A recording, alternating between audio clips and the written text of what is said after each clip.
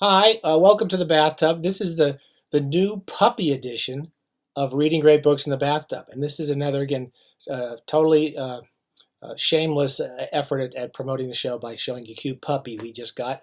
Our last dog, our beloved Misty, died 7 8 months ago, and we cried all the time.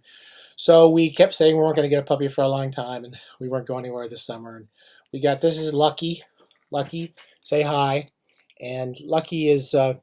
Um, she's part bat. She's got there you go. There's the bat teeth, and she's part. I think she scurries like a rat. She bites constantly. She's exhausting. We've had her for a week and a half, and she's constantly biting everything. So one of the things I found that's interesting is that reading great books in the bathtub is really hard when you got a puppy. You don't now look at this. This is the worst she's ever been.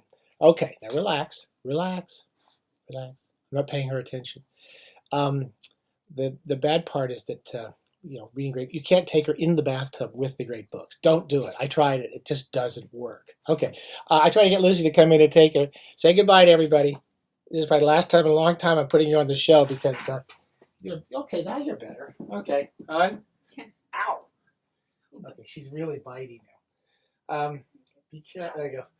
So that's the vampire bat. She looks like something that kind of flittered through the back window a few months ago.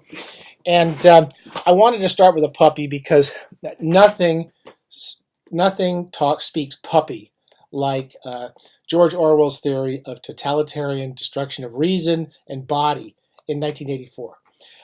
It's puppies in this book. They really go together well. I wasn't going to talk too much today. We talked about Orwell a few weeks ago in our taste test, and I think I confessed then that I was never a big fan of Orwell's fiction. I find it a little disappointing. When I was younger, I really never quite liked 1984. I've always hated Animal Farm, and one of my favorite books that I wrote was kind of an answer to Animal Farm. I wrote something called Animal Planet. Nobody's ever heard of it.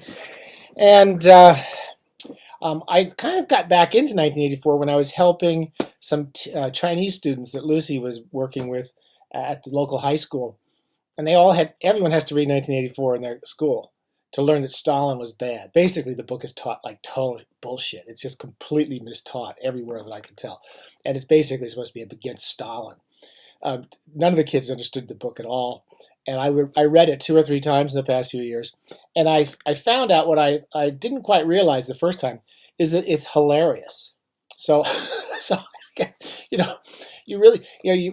a really depressing book in some ways if you let it get to you and it's absolutely trenchant and pertinent, obviously, to the things happening every day in our television world and our political world, but it's actually hilarious. And Orwell's kind of contempt and in sympathy for the stupidity of human beings is just hilarious. It's glorious. I want to just read a few passages I thought were very funny, because if you do read the book again, just try to look for the funny bits. This is when there's a guy. He has a neighborhood called Parsons, who's an idiot. Basically, he's an idiot, and he's always he says whatever the party wants him to say, and Orwell through Winston Smith describes him as this. Parson was Winston's fellow employee at the Ministry of Truth. He was a fattish but active man of paralyzing stupidity, a mass of imbecile enthusiasms, one of those completely unquestioning, devoted drudges on whom, more even than on the thought police, the stability of the party depended. We see these people all the time. I mean, let's base anyone who could vote for Trump is that kind of incredible stupidity, and there's a lot of them around us, or who could actually take Hillary seriously. There's a lot of stupidity out there. And as he's talking to this neighbor Parsons, he hears this. "Up with your hands!" yelled a savage voice. A handsome, tough-looking boy of 9 had popped up from behind the table and was menacing him with a toy automatic pistol, while his small sister, about 2 years younger, made the same gesture with a fragment of wood. Both of them were dressed in the blue shorts, gray shirts, and red neckerchiefs, which were the uniform of the spies. It's like the Boy Scouts. Winston raised his hands above his head, but with an uneasy feeling. So vicious was the boy's demeanor that it was not altogether a game. "You're a traitor," yelled the boy.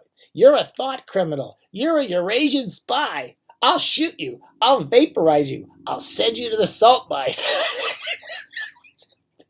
And the incredible stupidity that we raise our kids with, these stupid enthusiasms for war, and in this case, turning in your family, which is what they're all doing. And then Mrs. Parsons shows up later on near the end of the book. It's a pretty well structured book. I like it more as I reread it. Near the end of the book, when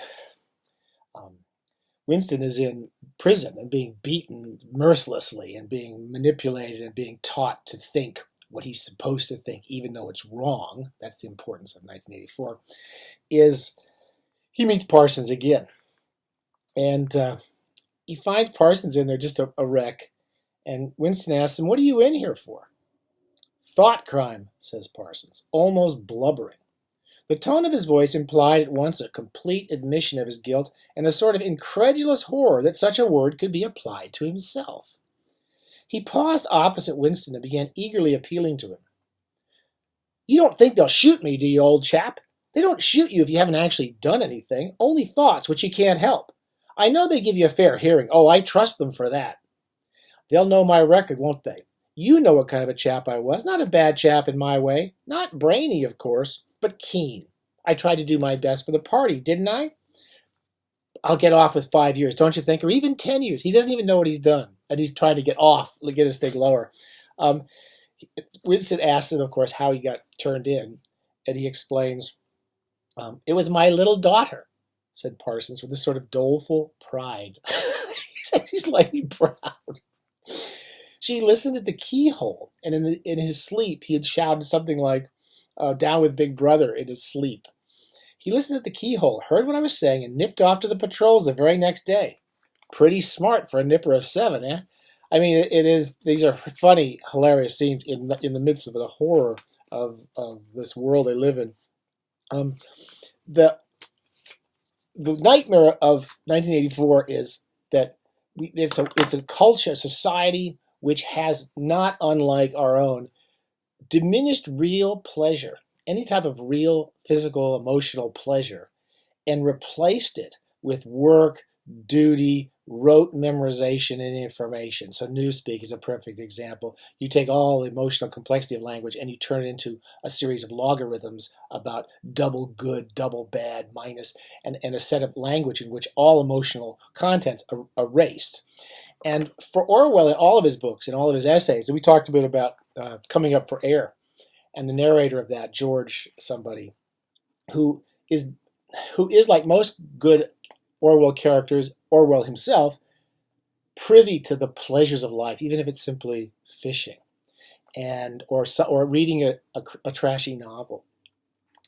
At one point, there's a recurring interest in it that there's the proles are sort of left off into their horrible working class environment, and they're ignored by the party. Because basically you can just they can let them drink and fuck and do whatever they want to do and sing there. And they give them a bunch of really bad songs, pop songs, like, whatever the latest crap love songs are. And they're all singing these things like, "It was only a hopeless fancy." And the birds, there's a bird that recurs in the book. And what Winston and Orwell find interesting is that they can take a pleasure in just singing in just the song.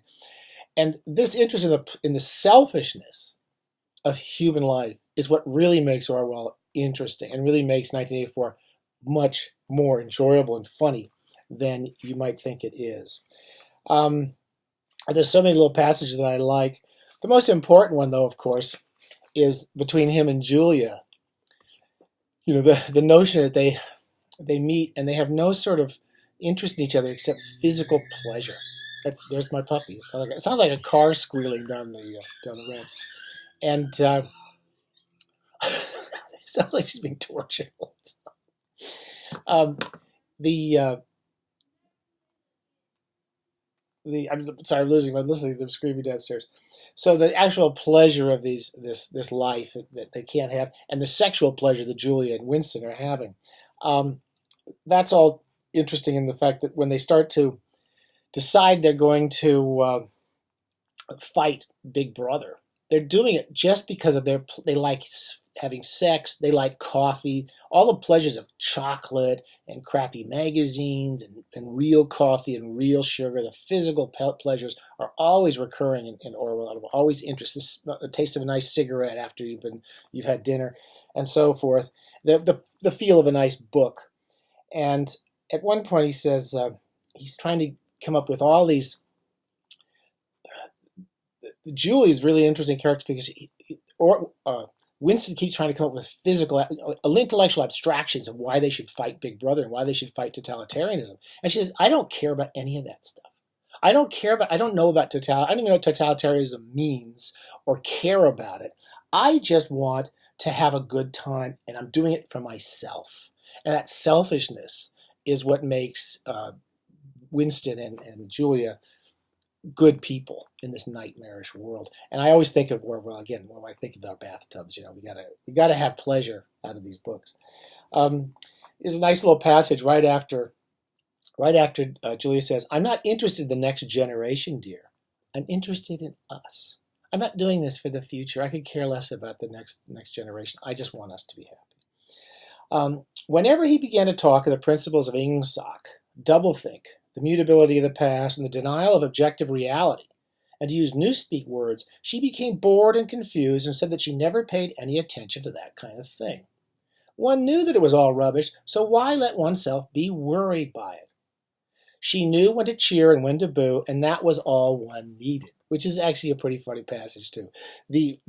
All trying to understand the way the world works, the way the totalitarianism works, the way the governments work, and the way it controls people. She says, I don't care who's fighting who. I don't care that the wars are circulating like our endless wars we have today. I just care that myself. And you see huge streams of society who are like that, who can't deal with the abstractions of the world, which is understandable. But when you appeal to the pleasures, the basic pleasures that they're all losing, then maybe you have a better chance of waking them up. There's another line. He says, the terrible thing that the party had done was to persuade you that mere impulses, mere feelings were of no account, while at the same time robbing you of all power over the material world. That's basically the world we're looking at.